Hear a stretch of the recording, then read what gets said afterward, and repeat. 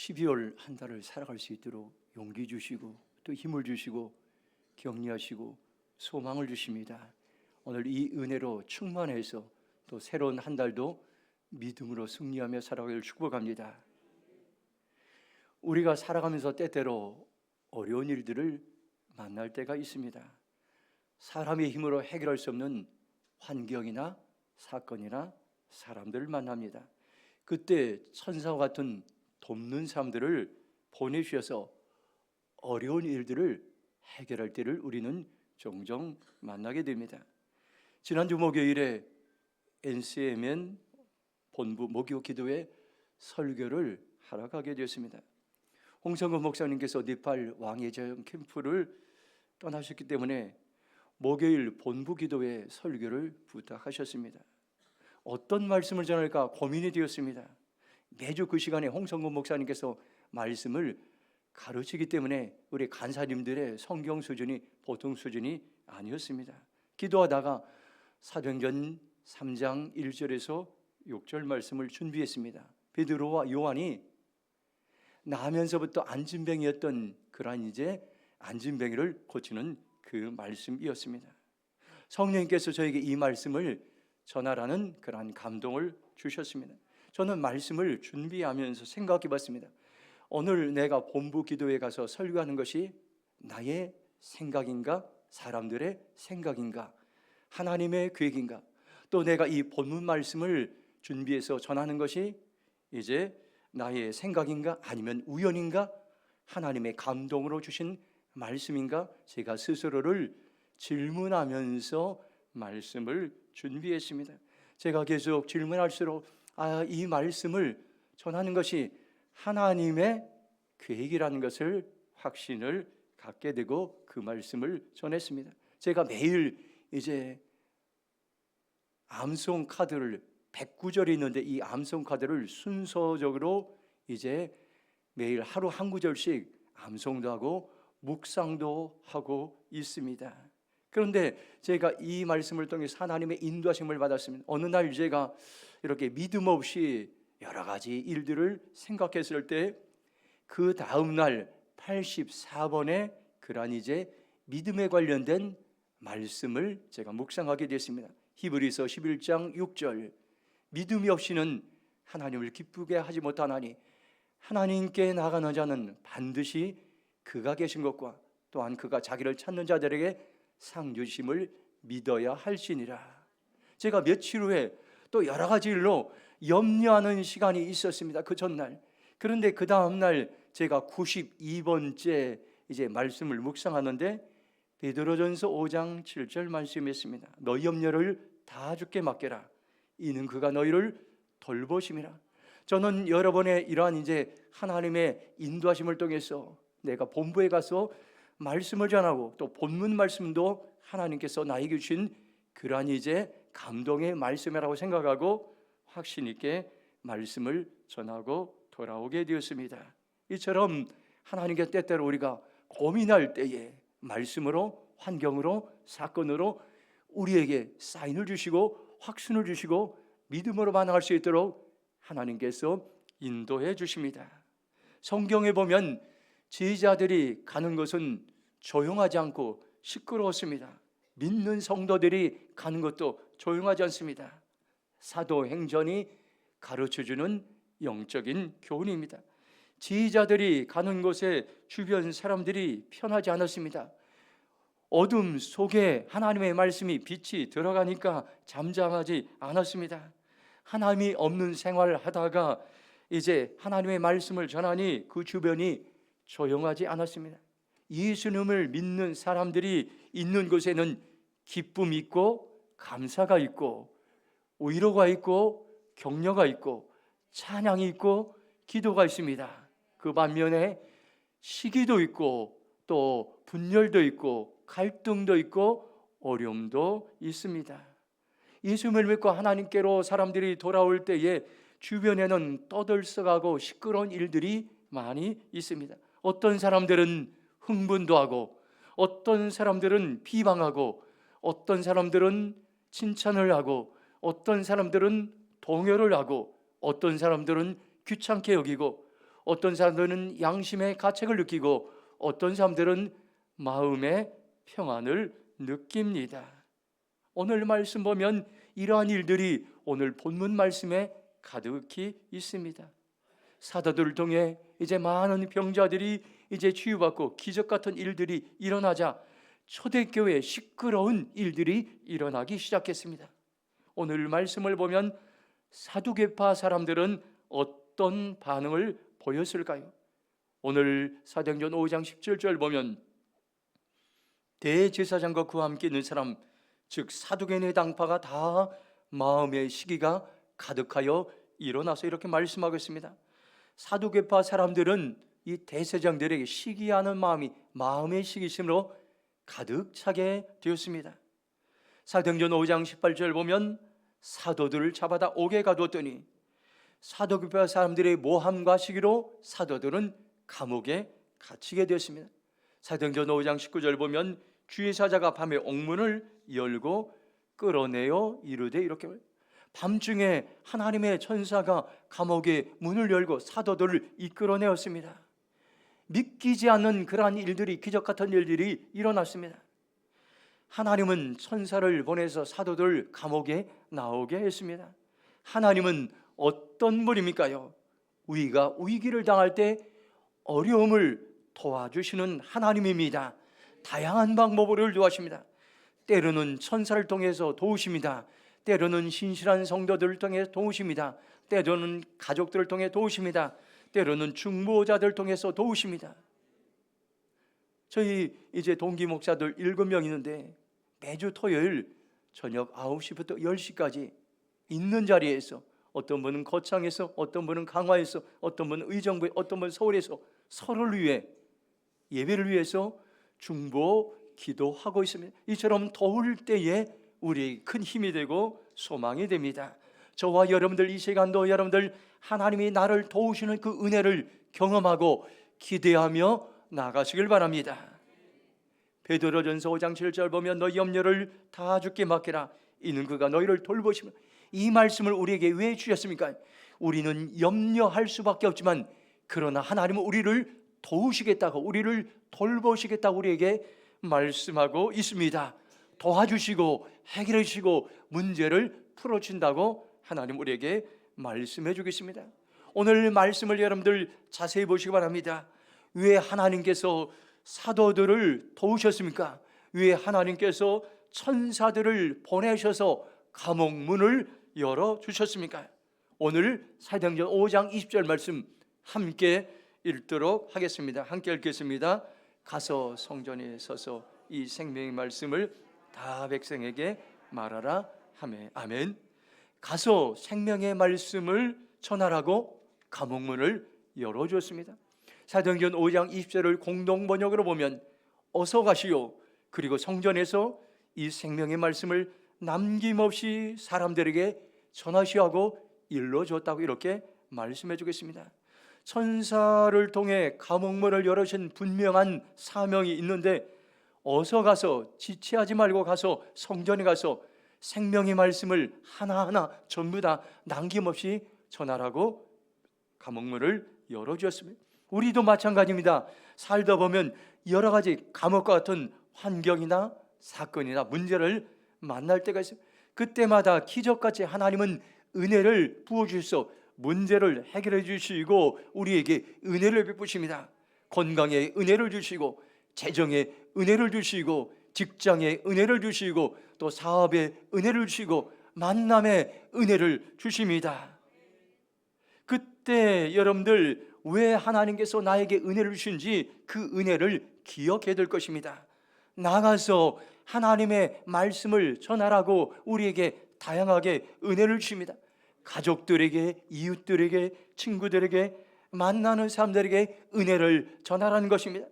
나의 건강을 회복해 주신 하나님, 나의 재정을 회복해 주신 하나님, 나의 사업을 회복해 주신 하나님을 이제 전하는 증인의 기회로 삼으라고 우리에게 은혜를 주시고 우리에게 회복을 주셨다는 것을 여러분들 기억하시기 바랍니다. 저희 어머님도 동일한 삶을 살았습니다. 저희가 1994년도 목사 안수를 받을 때 위암 3기로 이제 사형 선고를 받았을 때 가족들이 전심으로 기도하고 또 어머님의 믿음으로 기적같이 저희 어머님은 위암에서 살아나셔서 29년 동안 사셨습니다. 그런데 29년 동안 한결같은 일이 있어요. 매일 새벽 2시에 일어나서 교회에 가서 기도하셨습니다. 중보기도 하셨습니다. 또 하나는 매일마다 나의 암을 고쳐주신 하나님을 만나는 사람들마다 전했습니다. 의도적으로 나가서 이렇게 시간을 놓고 전도한 것이 아니라 시장에 가면은 시장에 가서 전도하시고, 마켓에 가면 마켓에 가서 만난 사람들에게 복음을 전하시고, 은행에 가면 은행에서 대기하는 사람들에게 하나님의 말씀을 이제 전하시고, 나의 암을 고쳐주신 그 하나님을 간증했습니다. 그리고 저희 어머님이 이제 마지막으로 요양병원에 계실 때에도, 그 요양병원에 있을 때에다 여러분들 간호하는 사람들에게 또 수많은 환자들에게 나를 살리신 하나님을 수도 없이 간증하다가 그렇게 하늘나라에 가셨습니다. 오늘 하나님께서 우리에게 왜 은혜를 주셨습니까요? 살아계신 하나님을 전하라고 오늘 우리에게 주셨다는 것을 여러분들 기억하시기 바랍니다. 디모데후서 4장 2절 보면 너는 말씀을 전파하라. 때를 어떤지 못 어떤지 항상 힘쓰라. 범사에 오로 참음과 가르침으로 경책하며 견기하며 권하라고 말씀해 주고 있습니다. 하나님의 말씀을 전하는 자세인데 말씀을 선포하는 것입니다. 사람들이 말씀을 듣든지 안 듣든지 기회가 있든지 없든지 말씀을 전하고, 때로는 말씀으로 책망하고, 때로는 말씀으로 권면하고, 때로는 말씀으로 위로하라는 것입니다. 그러면 때가 되면 하나님께서 생명을 살리는 전도의 문을 열어준다고 말씀하고 있습니다. 고린도후서 12장 10절 보면 그러므로 내가 그리스도를 위하여 약한 것들과 능욕과 궁핍과 박해와 곤고를 기뻐하노니 이는 내가 약한 그때의 강함이라, 이렇게 말씀하고 있습니다. 하나님은 때때로 연약한 우리를 부르셔서 강하게 하시고 담대하게 하시고 지혜를 주시고 용기를 주시고 하나님의 일을 할 수 있는 이제 믿음의 용사들로 사용하십니다. 하나님이 언제 기뻐하실까요? 연약하지만 복음을 위해 헌신하고, 연약하지만은 생명을 살리기 위해 헌신하고, 연약하지만은 교회를 위해 헌신하고, 연약하지만은 여러분들 봉사하고, 연약하지만은 여러분들 구제하는 현장에 있을 때 하나님 우리의 모습을 보시고 대견하게 생각하시고 기뻐하십니다. 기독교 역사를 보면은 연약한 사람들, 연약한 어린아이들, 연약한 부녀자들, 연약한 노인들, 연약한 노예들을 통해서 세상에 복음이 증거되었습니다. 기독교 역사는 영웅 호구를 통해서 복음이 전파되지 않았다는 것을 여러분들 기억하시고, 내가 연약하더라도 여러분들 낙심하지 마시고 하나님께 소망을 두시기 바랍니다. 하나님은 여러분의 연약함을 사용하셔서 강하게 하시고 담대하게 하시고 복음을 전파하게 하십니다. 여러분들 한 번쯤 들어봤을 겁니다. 파가니디라는 이탈리아의 여러분들 그 바이올린 연주자입니다. 이분의 별명이 바이올린의 아버지였습니다. 어느 연주에서 연주하다 줄이 하나 끊어지게 되었습니다. 그는 연주하다가 당황하지 않고 남은 줄을 가지고 열심히 연주했습니다. 그런데 얼마 못 가서 또 한 줄이 끊어지게 되고 결국 마지막에는 줄 한 개만 남게 되었습니다. 바이올린 줄이 몇 개인지 아십니까요? 바로 4개입니다. 4개 중에서 3개가 끊어졌습니다. 그는 남은 한 줄을 가지고 열심히 연주했습니다. 온 청중이 일어나서 몇 번이고 박수하고 칭찬을 하고 환호했다는 그러한 기록이 있습니다. 악기가 신통하지 않을수록 누가 더 영광을 받습니까? 연주자가 영광을 받습니다. 목수의 손에 있는 도구가 신통하지 않을수록 누가 더 영광을 받습니까? 목수가 영광을 받습니다. 하나님은 지금도 연약한 나를 사용하시고, 연약한 우리를 사용하시고, 연약한 우리 교회를 사용하시고, 연약한 대한민국을 사용하셔서 하나님의 영광을 드러내기를 원하십니다. 하나님은 천사를 통해서 감옥문을 열어주셔서 사도들이 나가서 복음을 전하게 하셨습니다. 하나님은 지금도 우리에게 여러분들 환경의 감옥, 문제의 감옥, 사건의 감옥들, 많은 이제 상황, 이제 환경을 통해서 감옥과 같은 내 힘으로 해결할 수 없는 그런 일들을 만날 때 그 문제를 기적같이 해결해 주시고, 그리고 나가서 그 은혜를 베풀어 주신 하나님을 많은 사람들에게 전하고 증인의 삶을 살라고 우리를 부르셨다는 것을 여러분들 기억하시기 바랍니다. 자, 그러면 우리가 어떻게 나가서 하나님의 은혜의 생명의 말씀을 어떤 자세로 전할 수 있습니까? 사도행전 5장 29절 말씀 함께 읽도록 하겠습니다. 베드로와 사도들이 대답하여 이르되 사람보다 하나님께 순종하는 것이 마땅하니라. 어떤 자세로 복음을 전합니까요? 하나님께 순종해야 됩니다. 대제사장들은 사도들을 끌어다가 윽박지릅니다. 더 이상 예수의 이름으로 가르치지 말라고, 복음을 전하지 말라고 그렇게 이제 엄포를 놓습니다. 그러나 베드로와 사도들은 다르게 반응했습니다. 우리는 사람보다 하나님에게 순종해야 됩니다. 사람에게 복종하는 것보다 하나님께 복종하는 것이 마땅하다고 그렇게 선언했습니다. 대제사장은 사도들에게 복음을 전하지 말라고 그렇게 이야기하고, 천사는 사도들에게 나가서 복음을 전하라고 그렇게 말합니다. 그런데 사도들은 누구의 말을 들었습니까요? 아무리 생명의 위협을 받을지라도 천사의 말을 듣겠습니다. 하나님의 말씀을 듣겠습니다. 하나님께 순종하겠습니다. 그들은 결단하고 즉시 나가서 복음의 말씀을 전했던 것입니다. 대제사장의 권위도 두려워하지 않고 하나님의 말씀에 순종하여 복음이 증인이 될 수 있었던 것은 한 가지 비결인데, 성령님께서 사도들과 함께 하셔서 격려하시고 위로하시고 강하고 담대하게 하셨기 때문인 것입니다. 저와 여러분들 성령님께서 지금도 우리와 함께 하십니다. 우리가 함께 할 때 우리에게 소망을 주시고 격려하고 강하고 담대하게 인도해 줄 줄로 믿습니다.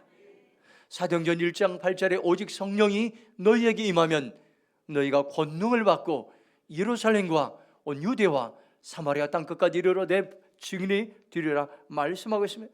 우리에게 성령님이 임하시면 하나님은 우리에게 함께 하시고 복음을 전할 수 있는 능력과 권세를 우리에게 부어준다는 것을 여러분들 기억하시기 바랍니다. 그리고 어떤 자세 우리가 말씀을 전해, 두 번째로 사도행전 5장 32절 말씀 함께 읽도록 하겠습니다. 우리는 이 일의 증인이요 하나님이 자기에게 순종하는 사람들에게 주신 성령도 그러하니라 하더라. 아멘. 두 번째로 우리에게는 증인의식을 가져야 됩니다. 사도들은 고백하고 우리는 이 일의 증인들입니다 이렇게 고백했습니다. 증인이란 말은 목격자란 말입니다. 그 현장을 눈으로 보고 귀로 듣고 이제 사람들을 목격하고 그것을 체험한 사람들을 증인이라고 이야기합니다. 증인이 되기 위해서는 절박함이 있어야 됩니다. 생명의 말씀을 듣지 못하고 죽어가는 사람들이 세상에 너무 많이 있다는 것입니다. 오늘 내가 복음을 전하지 않으면 내일 지옥에 갈 수 있는 사람들이 너무나도 많이 있다는 이 절박한 마음이 있는 사람들을 증인이라고 그렇게 이야기하고 있습니다. 저는 중국의 첸이라는 해군 제독의 이야기를 얼마 전에 들었습니다. 한 번은 그가 부흥회에 참석하게 됐습니다. 강사가 얼마나 복음을 진지하게 전하는지 이 첸 장군은 너무 깊이 감명을 받고 예수님을 믿기로 결심했습니다. 설교가 끝난 다음에 모든 참석자들에게 결심 카드를 돌렸습니다. 당신이 지금 예수님을 믿기 원하면 이제 그 결심 카드에 자기의 이름을 쓰고 사인을 하라고 했습니다. 첸 장군은 서슴지 않고 나는 예수님을 믿겠습니다 사인을 했습니다. 그때 옆에 있던 보좌관이 이렇게 얘기했습니다. 장군님, 다음에 천천히 하세요. 성급하게 그러지 마세요. 그랬더니 장군인 이렇게 아니야, 지금 내가 이 시간 해야 돼. 그리고 기록을 하고 사인을 하게 되었습니다. 그 당시 중국 정세가 대단히 혼란할 때였습니다. 장군이 예배를 마치고 교회당을 나오는데 귀환이 숨어 있다가 권총으로 쏘아서 그 자리에서 죽게 되었습니다. 복음을 전하는 일에 내일로 미루어서는 안 된다는 것이, 오늘이 마지막이 될 수 있다는 절박한 증인의식을 가지고 복음을 전하는 것이 우리의 복음을 전하는 사람들의 자세라는 것을 오늘 우리에게 말씀해 주고 있습니다. 하나님께서 전사를 통해서 왜 감옥문을 열어주셨습니까요? 생명의 말씀을 전하라고 감옥의 문을 열어주셨습니다. 우리가 한 달 동안 살아가면서 저 여러분들 많은 내 힘으로 해결할 수 없는 감옥과 같은 사건들, 문제들, 사람들을 하나님께 은혜를 주셔서 해결해 주십니다. 그때 저와 여러분들은 그 은혜를 사람들에게 전하는, 입을 열어 증거하는 삶을 살아가시길 바랍니다. 생명의 말씀을 전할 때 어떤 자세를 가지고 전해입니까요? 사람보다 하나님께 순종하는 것입니다. 그리고 증인의식을 가지고 절박하게 전하는 것입니다. 오늘 생명의 말씀을 전하라고 우리의 환경과 사건과 문제를 해결해 주신 하나님의 은혜를 기억하면서 이 생명의 말씀을 전하는 일에 저와 우리 모두가 귀하게 쓰임받기를 주님의 이름으로 축원합니다. 기도하겠습니다. 이 시간 동성으로 기도하겠습니다. 하나님께서 천사를 보내서 옥문을 열어주고, 그리고 이제 나가서 복음을 증거할 수 있도록, 생명의 말씀을 증거할 수 있도록 감옥의 문을 열어주셨습니다. 오늘도 우리에게도 인생의 감옥문들이 있습니다. 내 힘으로 해결할 수 없는 문제들인데 그때그때 하나님께서 은혜를 주시고 우리에게 나가서 그 은혜를 베푸신 하나님의 은혜를 증거하라고 말씀. 주여, 제가 그런 증인의 삶을 살기로 결정합니다. 주여, 일청으로 통성으로 기도하며 나가겠습니다. 주여,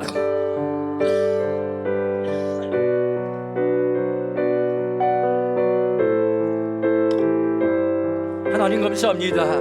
오늘 우리에게 소망의 말씀을 주시고 생명의 말씀을 주심을 감사합니다. 오늘 하나님께서 천사를 통해 감옥문을 열어주시고 생명의 말씀을 전하라고 감옥문을 열어주시고 생명의 말씀을 전할 때 사람보다 하나님께 순종하고 증인의식을 절박하게 전하라고 말씀했습니다. 예, 우리가 주님 이 말씀에 순종하기로 결정합니다. 우리가 약하지만은 성령님께 우리에게 은혜를 주시고, 우리가 부족하지만은 성령님 우리에게 능력을 주셔서 이 말씀을 증거하기로 결정합니다. 우리를 사용하여 주시옵소서. 우리를 사용하여 주시옵소서. 우리를 사용하여 주시옵소서. 우리가 순종하기로 결정합니다. 우리가 순종하기로 결정합니다. 우리의 인생의 감옥의 문을 열어주시고 우리에게 은혜를 베푸시고 우리의 증인의 삶을 살게 하실 주님을 찬양합니다. 찬양합니다. 찬양합니다. 찬양합니다. 하나님 감사합니다. 12월 한 달 동안에도 우리의 힘으로 해결할 수 없는 많은 문제와 사건들을 해결해 주시고 하나님의 은혜를 베풀어 주실 주님을 기대하며 나갑니다. 우리가 감옥문이 열렸을 때에 환경의 감옥, 사람의 감옥, 사건의 감옥, 문제의 감옥이 열렸을 때 그 은혜를 기억하며 많은 사람들에게 살아계신 내게 은혜를 베푸신 그 하나님의 은혜를 전하게 하시고 증거하는 삶을 살 수 있도록 축복하여 주시옵소서. 하나님의 은혜를 받았을 때 교만하지 않게 하시고 게으르지 않도록 하시고 방종하지 않도록 도와주시고 겸손하게 가뿐히 주의 아버지 말씀을 증거할 수 있도록 축복하여 주시옵소서. 감사하며 예수님의 이름으로 기도했습니다.